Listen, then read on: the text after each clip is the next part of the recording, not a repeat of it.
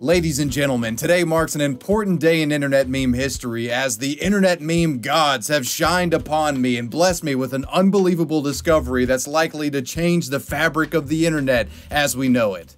Well, maybe I'm being a little bit dramatic, but it's some pretty damn good news. Basically what has happened is that my last video discussing the history of the Dream Kid, well, that started a chain reaction of events that actually led me to finding the real Dream Kid and also getting an interview with him. So what were you trying to say? I speculated that it was a quote from Hercules, is that right?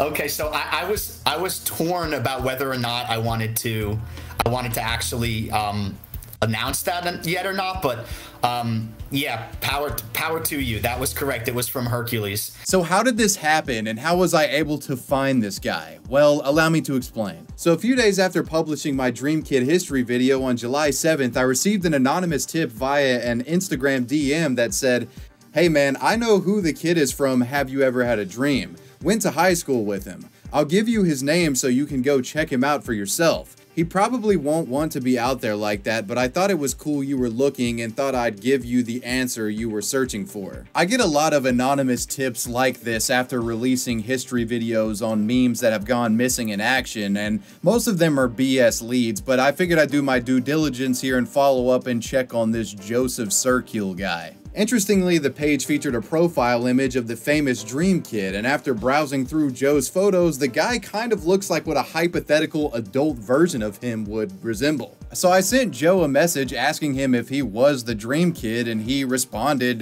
yes, I am the Dream Kid. So Joe kind of looks like him, but how was I able to prove that this was the actual Dream Kid grown up? Since the child actors weren't credited in Goodnight Moon's credits, I really couldn't ask him for a photo ID to verify who he was. Really, the only practical verification process in this specific situation would be to ask Joe if he could provide me with some childhood photos of himself to cross-reference with an image of the Dream Kid. And boy, did he deliver. These exclusive photos from Joe's personal stash sealed the deal for me. The resemblance is unmistakable. I mean, look at this photo in particular next to the Dream Kid. This black and red sweater picture, it's the same guy. It's like a spitting image. Joseph Sirkiel, without a shadow of a doubt, is the Dream Kid. Now, finding the identity of the Dream Kid is a victory in and of itself, but what made this situation even better is that he told me he would be down to do an interview. And that's what I'm about to show you guys. In this interview, Joe the Dream Kid answers all the burning questions, like how did he end up in Goodnight Moon? What exactly was he trying to say in his ramble? Did he actually have a childhood speech impediment? And of course, what he's doing nowadays and what it's like being a famous living meme. I hope you guys enjoy. Now on to the show. What's up, everybody? I am here with the Dream Kid himself, now the Dream Man, Joe Sirkiel. Dream Man. Yes. How's it going, man? Not too bad. Not too bad. Thanks for reaching out. Maybe the Dream Man. Maybe there's something to that. Before we get into like the Dream Kid lore and your experience being in the HBO doc or HBO movie, I want to just kind of ask, who are you? What do you do? And what have you done? You know, and now you're a grown up, like between then and now, what has happened? Well, so that's obviously, there's definitely a lot that you could unpack with that, but just sort of off top, my name is Joe Sirkiel. I'm originally from Montclair, New Jersey. That's where the elementary school that I attended, Northeast Elementary, was that was filmed at. What I'm doing now is I'm kind of between jobs, but mostly what I've been doing is I've been doing marketing and growth consulting for blockchain projects. That's kind of playing into, I'm trying to work on building and setting up my own NFT practice as it relates to being a potential meme. There's a lot of overlap there. How did you end up getting, I guess, casted? Casted almost seems like inappropriate. Like, how did you end up in this production? Because I mean, you're not like a child actor or anything. It seemed more or less that you were maybe your mom or dad was a friend of the producer and they pulled you on. How did that happen? So off the top of my head, I'm really not too sure, but what I think it was is there was probably some connection between, I think the manager of the production or somebody was involved actually had a connection with my elementary school. or their kid also went there, I think is totally possible. Right. We weren't the only school that was featured. There was, I think, 1 or 2 other schools in Manhattan as well. Most of the kids were from New Jersey area elementary schools. Is that right? To my knowledge, the only one featured was Northeast Elementary School. The fun fact being that the friends who were the people who initially reached out to me to tell me that this went viral when it was still kind of in the undergrounds of Reddit and all that stuff in the late 2000s, about like 2010, 2011 when this resurfaced. They were also in that production. They were in my kindergarten class. That's really cool. So you've kept in connection with some of those guys. Yeah, no, I would say I'm friends with some of them. But it's also funny. Like, those were the people who knew that originally spotted me. They were like, yo, like you're viral now. You're on the internet. Because I guess my clip was the most meme worthy, was the most of anyone's. But there's tons of other funny sound bites from some of my other friends that were in that. So what were you trying to say? I speculated that it was a quote from Hercules. Is that right? Okay, so I was torn about whether or not I wanted to actually announce that yet or not, but yeah, power to you. That was correct. It was from Hercules. Why did it come out the way it did? Well, I just want to address another thing with that's sort of a funny story attached to that. Was I had actually forgotten that it was from Hercules, probably because I hadn't seen that movie basically since it came out. What happened was, me and my roommate, I think, for movie night, just decided to watch Hercules my freshman year of college, and good movie. And then the moment I heard Hercules like chime in with the "Have you ever had a dream?" it was this like out of body moment, and I just like stepped back and I was like, that's where I got that from. Like, that's what I was trying to say. I was like trying to quote that. I think at the time I wanted to be something else. I was trying to, because that was like a pretty deep thing for like a 4-year-old to talk about. So like I was trying to be deep, and that's why it came out as like jumbled as it did. Probably you were trying to be deep. You overshot, dude, and it just fumbled. You say several other lines in that movie, and you say them pretty, flawlessly. They come out in a normal speech pattern. So did you have a childhood speech impediment or something like that? Or was it just because you overthought it so much that it came out in a jumbled mess? Yeah, no, that's probably my favorite thing about, that's one of my favorite things about all this is like, there's this very like divisive rift that happened on the internet where you have the trolls that are like, haha, like this kid is stupid, like what a stupid kid that is. And then there's people on the other side that like, that kid clearly has a speech impediment. I have that speech impediment. How dare you? No, I don't have a speech impediment. I was just like 4 years old and I was talking more than I was thinking. I hated that when I was 4 years old because I'm at the viewing of it and the whole like crowd is laughing with me. They're laughing with me, their parents, like, oh, like that's so cute, blah blah blah. But that was probably why it took me a little while to warm up to the internet stardom, as it were. It's a little bit of a tangent, but my first encounter with stardom was, I was only ever actually confronted once. I was at Kohl's with my dad shopping, and I was like in middle school, or I think at the time probably, and this woman was like, I think I know you. And I was like, what are you talking about? She was like, oh, are you like in a documentary or something? I was like, yeah, when I was 4 I was in like a documentary. Why? And she was like, oh, like my daughter, we watched that like all the time, I recognized your face or whatever. And I was like, oh, that's like sort of funny. And then that never happened again for like another 6 years because no one was familiar with the production. First time you got recognized was in a Kohl's. When was the first time you realized that you were a meme? How old were you on the internet? Like, because this had to have been around what, like 2011 or something?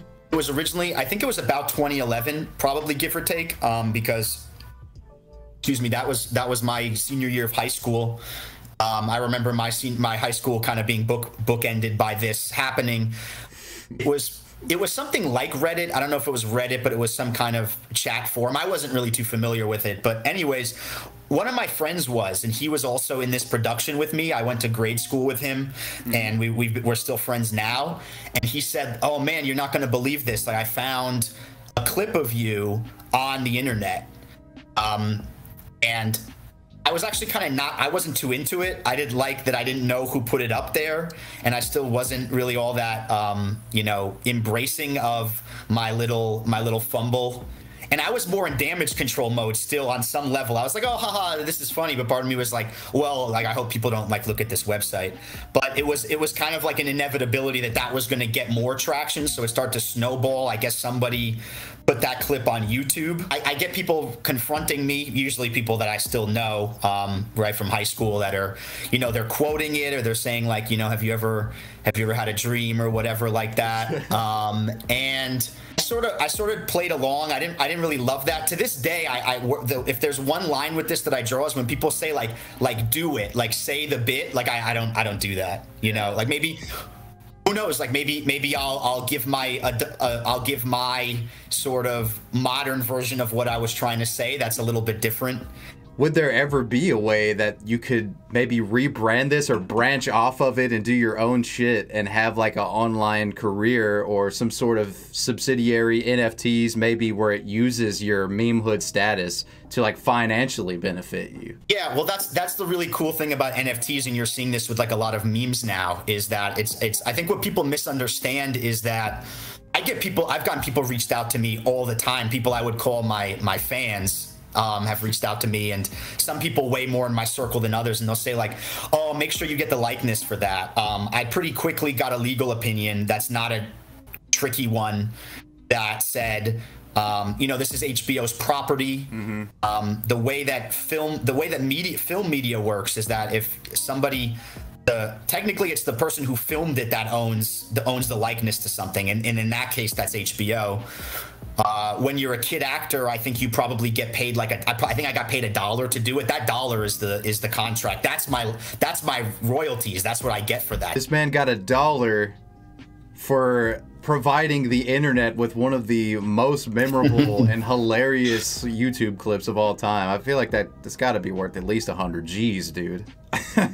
Easy, right? Easy. And so, like as you kind of alluded to with NFTs. Like NFTs are like, so it's tricky because then I'm thinking, like, I have a marketing background, so it's not totally out of my my wheelhouse.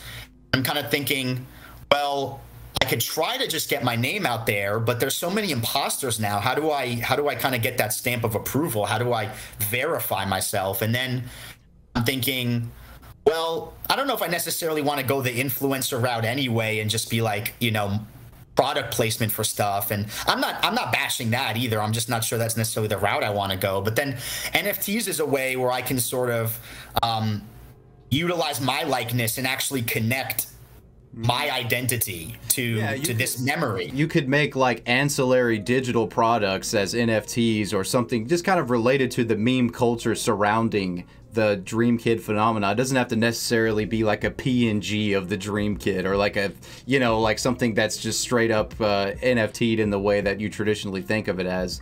You could definitely do something interesting there, I think. Oh, for sure. Yeah, for sure. And I would definitely tell the audience, look out for that. That's kind of, that should be on the way. Absolutely. I wanted to ask you, oh, actually, no, I didn't want to ask you anything. I wanted to thank you because you alluded in the previous statement you didn't want to come forward or couldn't really come forward earlier and address your meme hood status because there were so many imposters. And you say, well, it would be difficult for me to verify who I am and that I am the kid. I would like to thank you for providing these amazing childhood photos of you, because this one with the red and black sweater, you would be out of your mind if you looked at this and were like, no, that's not the Dream Kid. This guy is the Dream Kid. This is like irrefutable evidence. Yeah. I mean, it's a spitting image, bro. There's no denying. Yeah. So take this, internet, take this as the verification of the Dream Kid. It's Joe. It's your boy. Yeah, exactly. We're pretty much through all the questions. I guess at this point, if you wanted to plug anything or if you wanted fans to check you out, where can they find you at? Yeah, sure. So I think there's some projects on the way. I'm not going to say much more than that, but I would say if you want to continue this conversation, mostly let's try and do that at Joe Cirk, my Twitter handle. So JoeCirk. I do also have an Instagram, which is a little bit of a mouthful, but it's at Far East Coast LLC. Yeah. But yeah, those would be the two main things. In terms of NFT drops coming soon, I would say look on my Twitter and look at maybe my Instagram for that sort of stuff. You can follow and keep up with Joe. Look for his NFT drops. We'll put the links to your social media stuff down in the description. So if you guys want to check him out, click it, and you can just hang out with the Dream Kid, man. He's going to be updating us with Dream Man, with new Dream Man quotes. Yeah, that and more. Looking forward to hearing from you guys. I got a lot of people that have reached out to me, and I think there's plenty more that still want to. So I'm really curious to see how that plays out. Well, absolutely, Joe. Thanks a lot for chatting with me, and I'll keep in touch with you, man. Sounds great. Thanks a lot. I appreciate it. Take care. I hope you guys enjoyed the interview, and like I said in the original Dream Kid video I made, if the Dream Kid wanted to come forward, this would be the first place you would hear about it, baby. We take those. Make sure you check out Joe's social media down in the description box. Anyways, make sure you slap a like on the video, hit the notification bell, and make sure you let me know down below who or what you want me to talk about next. I want to give a major shout out to my patrons. I appreciate you guys. Wavy Web Surf out. Peace.